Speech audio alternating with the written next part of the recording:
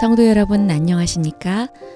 먼저 이 시간은 오늘의 말씀을 개인적으로 묵상하는 시간이 되겠습니다.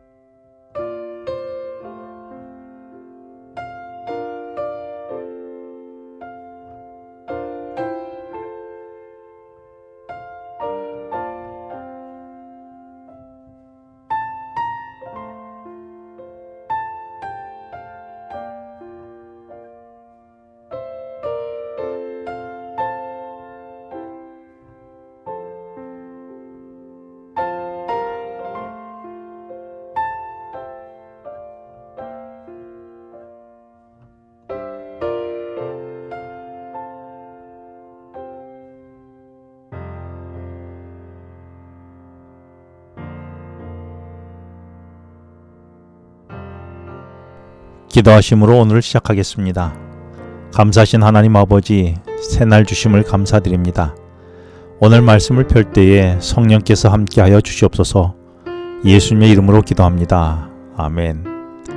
오늘 말씀은 창세기 17장 15절로 27절의 말씀입니다.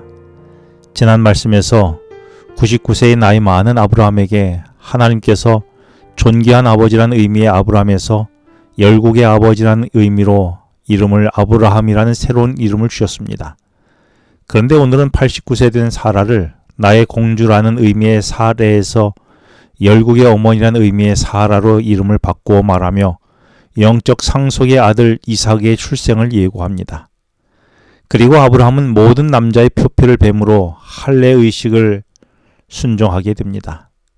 이런 본문이 오늘 우리에게 어떤 메시지를 전달하는지 살펴보도록 하겠습니다. 15절에 보면 하나님이 또 아브라함에게 이르시되 라고 하셨는데 또 라는 말은 전에도 말씀하셨다는 말입니다. 이는 5절에 하나님이 아브라함을 아브라함이라고 이름을 바꾸라고 말씀하셨던 것을 기억하며 이번에는 사레를 사라로 바꾸게 하셨습니다. 아브라함이 열국의 아버지가 되면 사라도 열국의 어머니가 될 텐데 굳이 모든 민족의 어머니라는 이름으로 바꿀 필요가 있을까요? 이는 영적 상속자를 아브라함이 낳기 위해서는 반드시 사라가 함께 동역해야 함을 말하고 있습니다.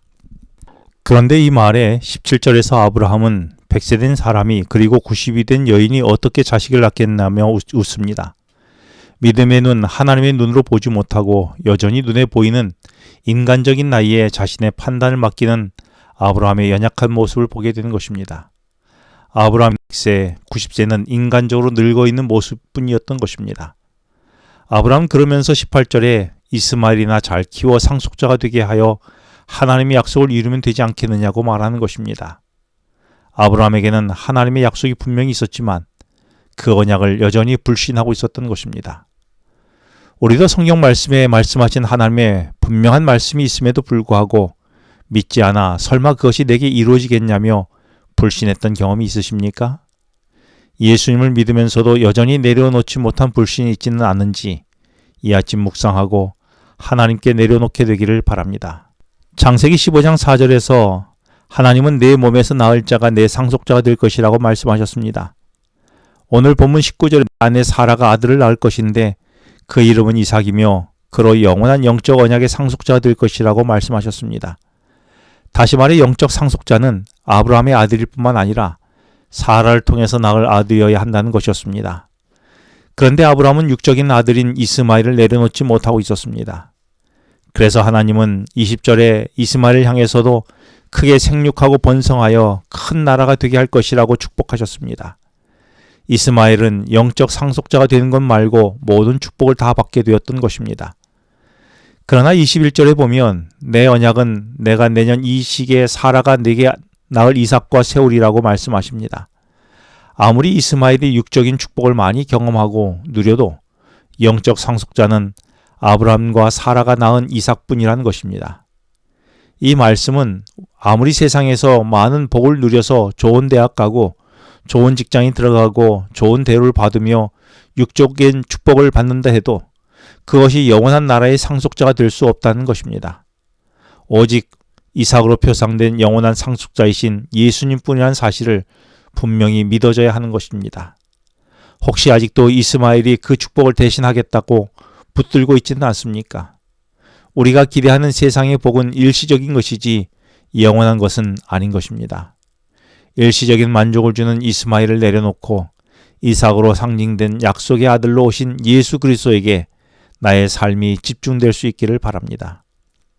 이제 22절 이하에 보면 아브라함은 하나님께서 할례를 하라는 명령에 따라 모든 남자들이 표피를 베는 일을 했습니다. 그런데 생각해 보면 하나님 말씀대로 모든 남자가 할례를 받고 모두가 들어 누워 있을 때에 누군가 침략해 온다면 어떻게 될까요? 꼼짝없이 전멸당할 수밖에 없을 것입니다.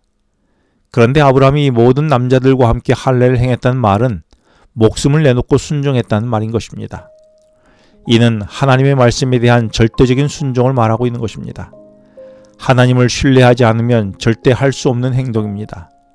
이런 믿음을 가진 자는 세상이 감당하지 못한 사람들이지요. 24절에 보면 아브라함이 표피를 벤 때는 99세였고 이스마엘은 13세였습니다. 그 다음에 태어난 이삭은 태어나자마자 표피를 배웠습니다. 영적 상속자가 되기 위해서는 일찍부터 말씀에 순종하는 자로 키워야 하는 것입니다. 이스마엘처럼 늦어지면 복을 아무리 많이 받아도 이 땅에서만 누리는 복일 뿐인 것입니다. 그 복은 받아도 일시적인 것이지요. 우리 자녀들에게 줄 진짜 복은 무엇일까요? 과외 선생님을 붙여주는 것일까요? 영원한 상속자로 세우기 위해 말씀에 순종한 일을 어려서부터 해주는 것이 아닐까요?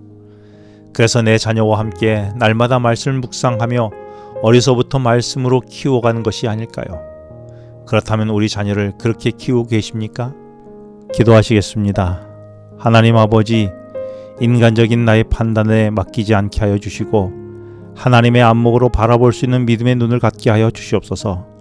세상적 축복을 누리는 것이 영적 축복이라는 착각에서 벗어나게 하여 주셔서 오늘의 이스마엘을 내려놓게 하여 주시옵소서. 대신 약속의 아들로 이 땅에 오신 예수 그리스도만이 영적 상속자임을 깨닫고 오직 한 분이신 예수님을 바라보며 믿으며 말씀으로 순종하게 하여 주시기를 예수님의 이름으로 기도합니다. 아멘. 지금은 개인 기도 시간입니다. 오늘 주신 말씀을 묵상하면서 주어진 기도 제목과 개인 기도 제목을 놓고 기도하시겠습니다.